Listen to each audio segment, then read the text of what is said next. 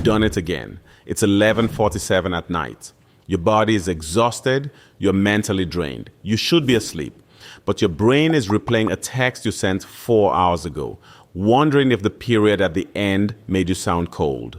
And underneath that, there's this low hum in your chest. Not panic, not sadness, just this quiet feeling that something bad is about to happen, even though nothing is wrong. Everyone keeps telling you it's stress or burnout. Take a vacation, drink your vitamins. But what if it's not stress? What if your nervous system is dysregulated? Here's the difference most people miss. Stress is your reaction to something happening right now. Burnout happens when stress goes on too long and drains your tank. But anxiety? Anxiety is your brain reacting to a threat that isn't even present. Stress has a reason. Burnout has a cause. Anxiety could have one, both, or neither. And that's the first clue. Here are 7 signs you're not just stressed. You're actually anxious. Number 1, anticipatory dread. Here's the thing. Stress says, this meeting tomorrow is going to be hard. Anxiety says, something terrible is going to happen and I don't know what. Psychologists call this anticipatory anxiety.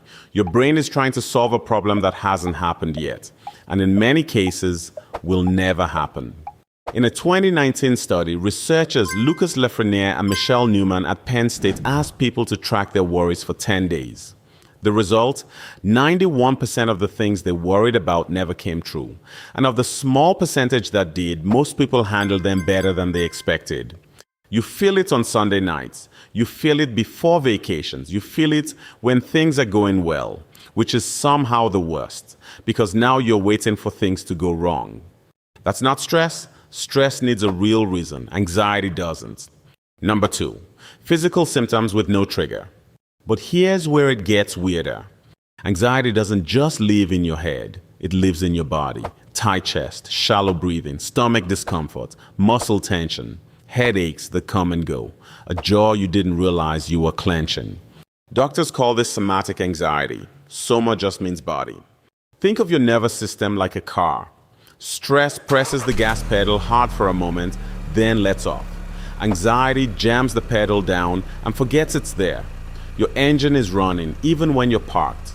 A study showed that chronic anxiety increases stress hormones like cortisol, which can disrupt digestion, sleep, and even immune function. So even if every test at the doctor's comes back normal, your nervous system may still be dysregulated. Number 3, hypervigilance. And here's what nobody tells you. Anxious people are sometimes the most observant people in the room. You catch the small shift in someone's tone.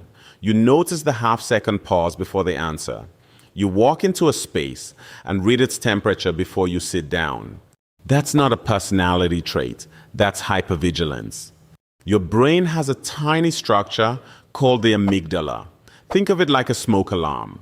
Its job is to scan for danger. In an anxious brain, that smoke alarm is turned up too high. It goes off even at the slightest hint of smoke. Sometimes it goes off when there's no smoke at all. Researchers Amit Etkin and Torwaga, in a 2007 paper in the American Journal of Psychiatry, showed that people with anxiety have an amygdala that fires faster and louder than people without it. You're not paranoid. You're not too sensitive. Your alarm system is just louder than most people's. Number 4, tired but wired sleep. Here's the paradox.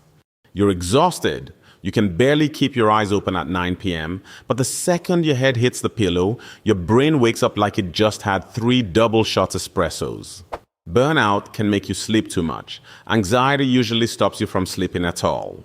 Your body has a hormone called cortisol. It's supposed to be high in the morning to wake you up and low at night so you can rest. In anxious brains, that rhythm gets flipped.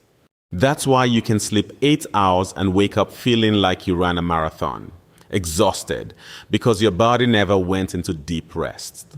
Number 5, reassurance seeking. Here's what's fascinating. Anxiety doesn't always look like worry. Sometimes it looks like preparation. You rehearse conversations before they happen. You reread your own texts after you send them. You ask the same friend 3 times if you sounded okay in that meeting. You Google your symptoms at midnight even though you know it'll make things worse. This is called reassurance seeking. It feels productive, but it's actually feeding the loop. Every time you check, your brain gets a tiny hit of relief. Your brain learns checking is what made the bad feeling go away. So it asks you to check again and again. A 2019 study in the Journal of Anxiety Disorders found that reassurance seeking actually increases anxiety over time, even though it feels helpful in the moment. You're not annoying. You're not needy. Your brain is stuck in a loop it doesn't know how to exit. Number 6, avoidance disguised as responsibility. Now here's the twist. Anxious people are often called the most responsible ones, the planners, the over-preparers, the ones who never miss a deadline. But sometimes what looks like being on top of things is actually avoidance. You answer emails immediately, not because you're efficient, but because the unread number makes your chest hurt. You say yes to plans you don't want, then cancel last minute because saying no felt unsafe.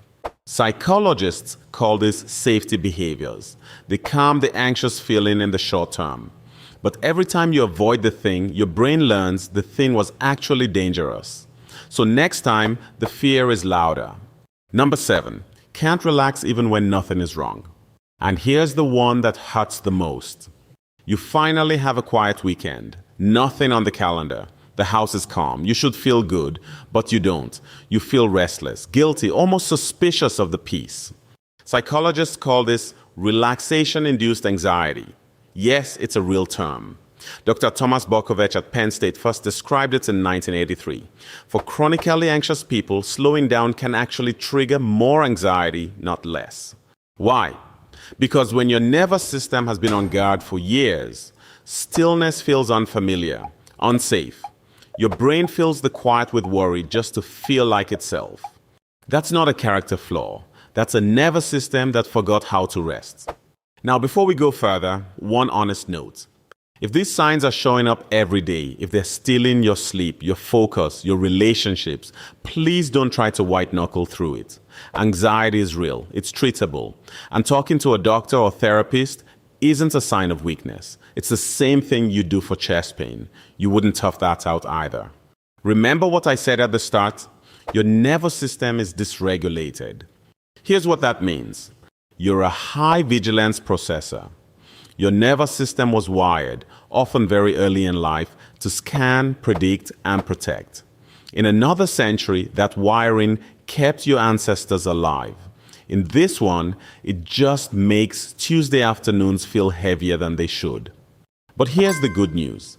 A nervous system that learned to be on guard can also learn to feel safe again, slowly, with the right tools, with the right support.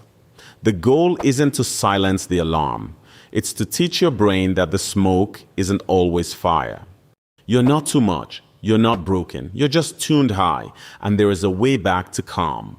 If this made you feel a little more seen, hit subscribe. We go deep into the brain, the body, and the nervous system every week in plain language with real science.